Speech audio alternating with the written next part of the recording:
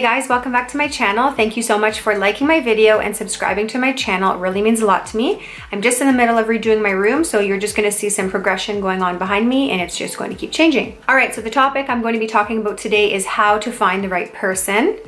And I just wanted to give a little disclosure that I am not like a therapist, a counselor, anything like that. I'm not licensed or certified in that way yet, so I am not right now, and any information that I am putting out there, it is just through my personal experience, the people around me, my research, and my revelations that I am sharing with you, and you can do whatever you like with this information. All right, so the first thing I wanted to say is that if you are currently happy and content with yourself and you feel that you are ready for a relationship, great. But if you are not happy right now and you feel very lonely and you're looking to get into a relationship, I personally would say to stop right there. And the reason why is because I heard this quote the other day: loneliness when left unmet turns into lust. I will say that again. Loneliness when left unmet turns into lust, aka whoever comes around at the right time during this time where you're feeling this way, who shows some interest in you or is a little bit appealing, may seem a lot more appealing than they are or greater than they are because you're currently lonely and you just are looking for not anyone, but someone. Also, I saw a quote the other day. I don't think I have it right, but it was something like, did you need me or did you need someone? So then some people will say, okay, well, how am I supposed to get to that point where I am happy and content? And the answer to that is, instead of looking for the right person, you become the right person. And the way that you can become the right person is by working on yourself. And the way that you can work on yourself is by, let's just start with some superficial things, starting with your finances, with your job, with your fitness, and then moving to most important, which is mental and emotional health. That is most important beyond everything. Basically, it's saying get your stuff together. And I don't mean that you have to have all of your debt paid off and that you have to be rich and have your dream job and need to be in the best shape of your life and then have no issues to attract someone. I'm absolutely not saying that. I'm just saying to start working on it. So you can plan, like put together a budget or a game plan for how you're going to pay off your debt, or a time frame for when you're going to have it paid off, or goals for how you're going to reach that dream job and have your dream life, or whatever it is, fitness goals. But most importantly is mental and emotional health. And the way that I suggest to work on that, it depends on how severe the issues are. Again, I'm not like a counselor or therapist, anything like that. So it depends. I always suggest that people should go to counseling and therapy. I think that everyone should do it just because we all have issues, and why not?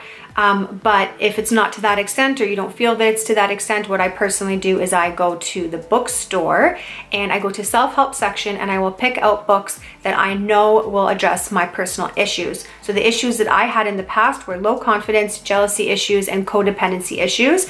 So then what I'm going to do is I'm going to buy books and do research on how I can fix those issues and really look at myself and face my own inner demons. And by the way, I'm not striving for perfection because that is impossible. It is an ongoing process to work on yourself. I'm going to work on myself for the rest of my life. But you will experience, in my experience, you will experience far less pain and heartache if you work on yourself first. My next point is to not expect the person that you are looking to attract to offer you something that you are not willing or able to offer them. So for an example, myself, a few years ago, I was super into partying, going out, drinking, clubbing, all of that, but yet I never wanted to date someone who was doing those things. So how can I expect that I'm going to attract someone and date someone who's sitting home on a Friday night, drinking tea, and I am out partying at hotels? No. Also, another thing is that can apply to anything. There are people who are not loyal in relationships, but yet they're looking for someone who's never going to cheat on them. So this can apply to so many things. So again, it's important to not look for someone who you are expecting that they're going to offer you something that you are not able or willing to offer them. Okay, so my next point is to look at your past relationships. So that would just look at why it ended, what went wrong, what happened, why your relationships ended, and just be honest, because everyone wants to blame the other person, but we have to take responsibility for ourselves, because there are so many times in the past where I have blamed like my ex-partners, being like, they're the reason for this. But meanwhile, I had so much to do with it that I didn't even notice at the time. Anyways, my point with that is just to look at that past relationship, see what went wrong, see what was your fault, and what you can work on in the future. That's what I had to do for myself. So the reason why I say this is so that we can bring awareness to how we can work on ourselves and address those issues for the future. But another reason why I say this is because in my personal experience, if we don't address these issues, then they're just going to come back around. So if I don't address the issues of what happened in my past relationships with myself, then the next person that I attract, that I'm going to be dating, there's a very, very good chance that our relationship is going to end the same way. My next point is to put yourself in environments where you will be able to find these types of people.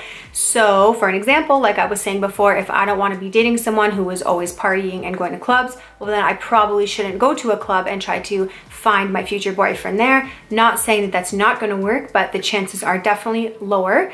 And if, for an example, if religion is important to me and I want to date someone with the same faith as me, then I should probably go to a church group to meet that person.